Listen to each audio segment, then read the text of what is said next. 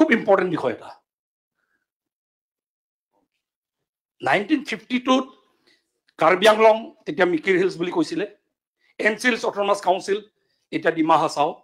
1952 দিয়াৰ পাছতো এই বিটিআৰৰ জনগণে 40 বছৰ সংগ্ৰাম কৰিলে আৰু 40 বছৰ সংগ্ৰাম কৰি 2003 চনত 6 শিডিউল আকৌ ইয়াত হ'ল আৰু এতিয়া আপুনি যদি লক্ষ্য কৰে মিচিং ৰাভা আৰু টিৱা অট'নমাছ কাউন্সিল এৰিয়াৰ মানুহে 6 শিডিউল সাংবিধানিক স্বীকৃতি পাব লাগে বুলি ডিমান্ড কৰি অসম চৰকাৰক মই ধন্যবাদ জ্ঞাপন কৰিছো এই ডিমান্ডটো এতিয়াও ৰেলিভেন্ট বুলি ভাবি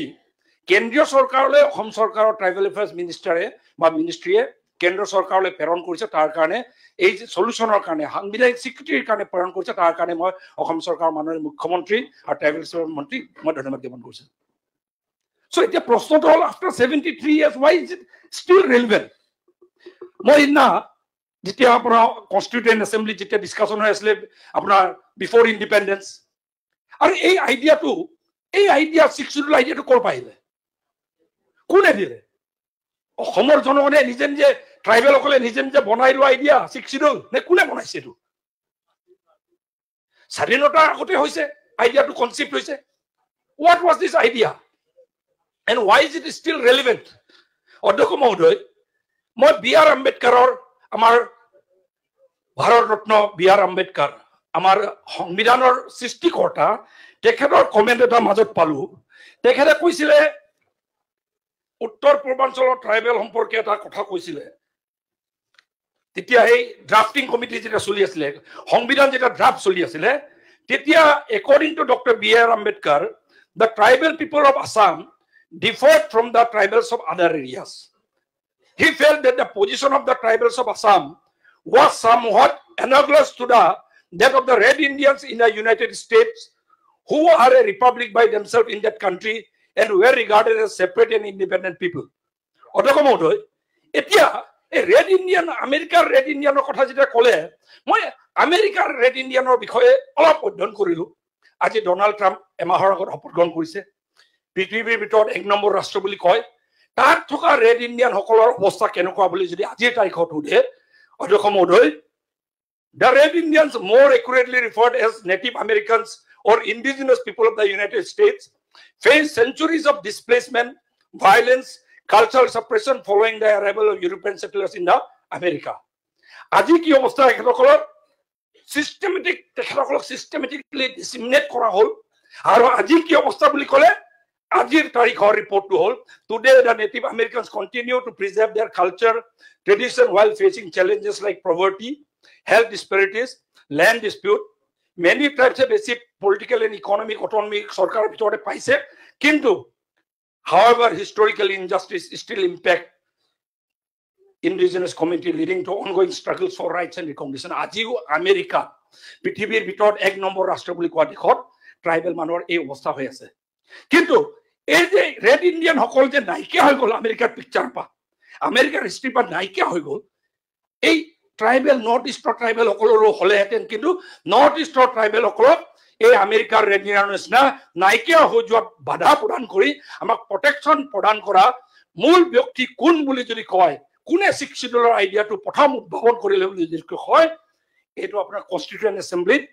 ড্ৰাফটিং কমিটিৰ কনস্টিটিউশন সংবিধান ড্ৰাফটিং কমিটিৰ মূল সৃষ্টিকৰ্তা ডক্টৰ বি.আৰ. আম্বেদকাৰ ভাৰত ৰত্ন আৰু ভাৰত ৰত্ন গোপীনাথ বৰদলৈ আমাৰ প্ৰথমজন মুখ্যমন্ত্ৰী তেখেত চেয়াৰম্যান আছিল এই আমাৰ কমিটিটোৰ আৰু তেখেতৰ দুজনৰ নেতৃত্বত 6 শিডিউল আইডিয়াটো উদ্ভাৱন হ'ল আৰু এই আইডিয়া আপুনি ভাবি চাওক ইভেন আফটাৰ দ্য এই আপোনাৰ 75 বছৰ স্বাধীনতাৰ পাছতো এই আইডিয়া ষ্টিল ৰেলেভেন্ট আৰু still why is it still relevant বৰক মহোদয় why is it still relevant কিয়নো যিজন ব্যক্তিয়ে এই আইডিয়াটো সৃষ্টি কৰিলে মই মাজত অলপ অধ্যয়ন কৰি আছিলো ভাৰতৰ 130 কোটি জনগণৰ মাজত কেইজন মানুহে ভাৰত ৰত্ন পাইছে হিচাপ এটা কৰোতে ওলাইছে only 53 people since 1954 আজিলৈকে পুনৰ 70 বছৰত only 53 মানুহে ব্যক্তিয়ে বিশিষ্ট নাগৰিকে ব্যক্তিয়ে এষ্টিম পাৰ্সনেলি যে ভাৰত ৰত্ন পাইছে আৰু তাৰে ভাৰতৰত্ন পোৱা দুজন ব্যক্তিয়ে এই আইডিয়াটো সৃষ্টি কৰিছিলে অধ্যক্ষ মহোদয় সেইকাৰণে মই উত্তৰ পূৰ্বাঞ্চলৰ ট্ৰাইবেলৰ হৈ খাচীয়া জনগণৰ হৈ জয়ন্তীয়া জনগণৰ হৈ কাৰ্বিৰ হৈ ডিমাছাৰ হৈ আৰু মণিপুৰৰ ট্ৰাইবেলৰ হৈ ত্ৰিপুৰা ট্ৰাইবেলৰ হৈ আমাৰ মিজোৰ হৈ সকলোৰে হৈ মই আপোনাৰ ভাৰতৰত্ন গোপীনাথ বৰদলৈ আৰু ভাৰতৰত্ন আপোনাৰ বি.আৰ. আম্বেদকাৰক মই ধন্যবাদ জ্ঞাপন কৰিব বিচাৰিছো উপাধ্যক্ষ মহোদয় নেক্সট কুৱেশ্যনটো হৈ গ'ল যে হোৱাট হেপেন যদি হিল ষ্ট্ৰাইক খিনিৰ কাৰণে 6 শিডিউল হ'ল what happen to those plain tribes of Assam এই বিষয়টো মই আজি উত্থাপন কৰিব বিচাৰিছো এটা হিষ্টৰিকেল ইনজাষ্টিচ হৈ গ'ল তেতিয়া অসমৰ প্লেইনছৰ জনগণ প্লেইনছৰ ট্ৰাইবেল বাদ পৰি গ'ল আৰু প্লেইনছৰ ট্ৰাইবেল বাদ পৰি যোৱাৰ কাৰণে প্লেইনছৰ ট্ৰাইবেলৰ ওপৰত আগ্ৰাহন যোৱা বিধানসভাৰ মজিয়াত আপোনাৰ ইলিগেল ইমিগ্ৰেণ্টছ বাংলাদেশী ইমিগ্ৰেণ্টছ আহি মেলি যে আমাৰ মাটি দখল কৰি আপুনি চাব এইকাৰণে চাব অসমৰ কনফ্লিক্টৰ বুৰঞ্জী যদি পৰে হাইয়েষ্ট কনফ্লিক্ট এই লৱাৰ আছামৰ বিটিএডি এৰিয়াত হৈছে কাৰ লগত হৈছে বুলি ক'লে ইলিগেল ইমিগ্ৰেণ্টছৰ লগত ট্ৰাইবেলৰ লগত কনফ্লিক্ট হৈছিলে অধ্যক্ষ মহোদয় এই হিষ্টৰিকেল ইনজাষ্টিচটোক ৰেক্টিফাই কৰাৰ কাৰণে কাৰেক্ট কৰাৰ কাৰণে 2003 চনত বিটিআৰৰ বড়ো জনগণক 6 শিডিউল দিয়া হ'ল আজিও মই অনুৰোধ জনাও অধ্যক্ষ মহোদয় উজনি অসমৰ চৰ অঞ্চল এতিয়াও বাকী আছে য'ত আগ্ৰাহন চলি আছে এতিয়াও কিন্তু ট্ৰাইবেলসকলে যুঁজি আছে মাটি নিজে প্ৰটেক্ট কৰি আছে তাত থকা tribal autonomous council Mising autonomous council আৰু গোৱালপাৰাৰ ৰাভাসকলৰ অট'নমাছ কাউন্সিল এৰিয়া মধ্য অসমৰ তিৱাসকলৰ অট'নমাছ কাউন্সিল এৰিয়াৰ মাটি যদি বচাব লাগে আৰু এখেতসকলক যদি এই ৰেড ইণ্ডিয়ানৰ অস্তিত্ব হেৰুৱাৰ কাৰণে যে বচাব লাগে তেখেতসকলক যদি ৰক্ষা কৰি ৰাখিব লাগে ইমিডিয়েটলি এই প্ৰভিজনটো যিটো জেগাত তেখেতসকলে এডমিনিষ্ট্ৰেট কৰি আছে মই বেলেগ জেগাৰ কথা কোৱা নাই তাত দুবাৰ নিৰ্বাচন হৈ গ'ল মিচিং অট'নমাছ কাউন্সিলত দুবাৰ নিৰ্বাচন হৈ গ'ল তিৱা কাউন্সিলত উপাধ্যক্ষ মহোদয় দুবাৰ নিৰ্বাচন হৈ গ'ল ৰাভা কাউন্সিলত দুবাৰ নিৰ্বাচন হৈ গ'ল নিৰ্বাচিত এৰিয়া বেলেগ জেগাত নহয় ডিস্পিউট এৰিয়াত নহয়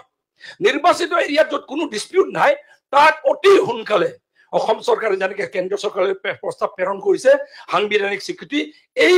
সাংবিধানটো আমাৰ গোপীনাথ বৰদলৈ